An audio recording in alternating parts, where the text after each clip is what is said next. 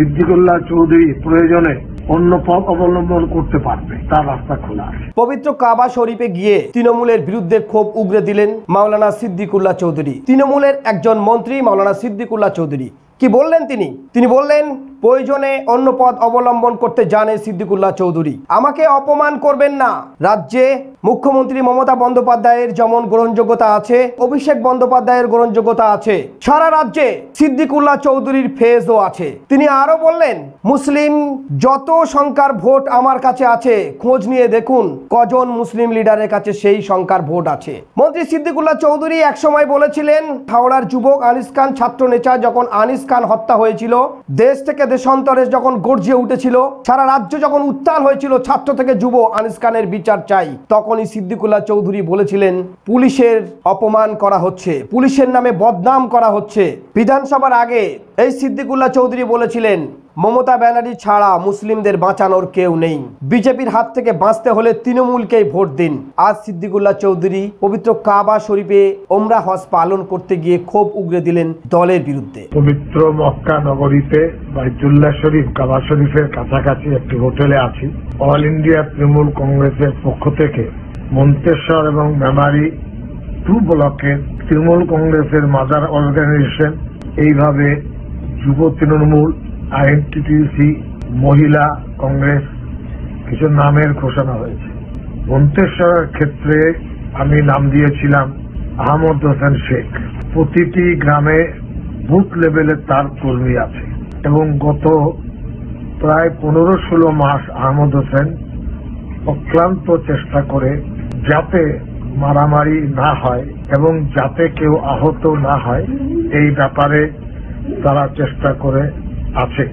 আহমদ হোসেনকে বাদ দিয়ে আজিজুর রহমানকে সভাপতি করা হয়েছে মন্তেশ্বর ব্লকে। আমি অত্যন্ত দায়িত্ব নিয়ে বলছি, যারা যে সমস্ত বিজেপি আমার ইলেকশনে যাদের ঝগড়া মারামারি হয়েছে, ঠেলাঠেলি হয়েছে, তারাই এবং সিপিএম এর ক্যাডার বাহিনী আজিজুলের পাশে দাঁড়িয়েছে। ওখানে মন্তেশ্বর ব্লকে আজিজুলের সংগঠন নেই। মানুষ হিসাবে কেমন আমি সেটা জানি। আমি তাকে মন্তেশ্বর কলেজে জিবির মেম্বার করছি, আমার সাথে তার বিরোধ নেই। পঞ্চায়েতে জিততে হলে আহমদ হোসেন ছাড়া মন্তেশ্বরে ভালো ফল পাওয়া যাবে না। বিজেপি এবং সিপিএম গাদ্দারি করে তৃণমূল কংগ্রেসকে হারাবে। আমি অত্যন্ত ব্যথা পেয়েছি। আমার সাথে অভিষেক ব্যানার্জি সভাপতি তৃণমূল কংগ্রেস বৈঠক হয়েছিল। সে বৈঠকে আমি যা বলার বলেছি।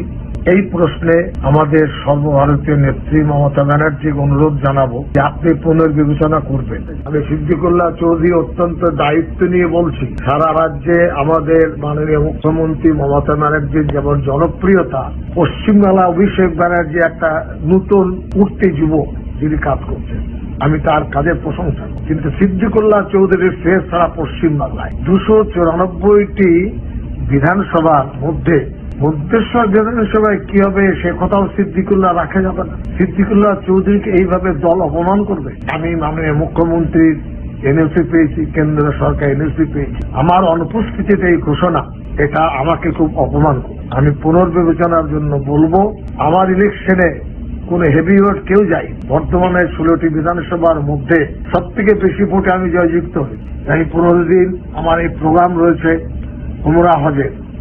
এই সময়ে ঘোষণায় করতেন তো 2 দিন পরেই করতেন, আমার উপস্থিতিতে করতেন।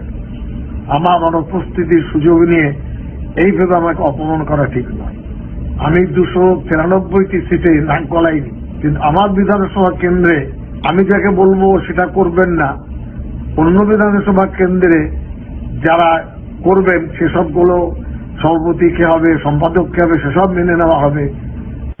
এটা সমীচীন নয়।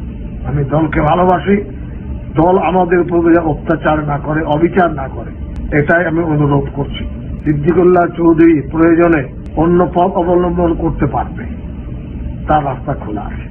আমি কোনো চ্যালেঞ্জের সুরে বলিনি। আমাদের হাতে যে ভোট আছে, বাংলার কজন মুসলিম নেতার হাতে সে ভোটগুলো আছে, দয়া করে ভেবে দেবেন। এত ফুটবলারের মতন আমাদের ব্যবহার করবেন। আমাদেরকে সম্মান দিন, আমাদের কথা রাখুন।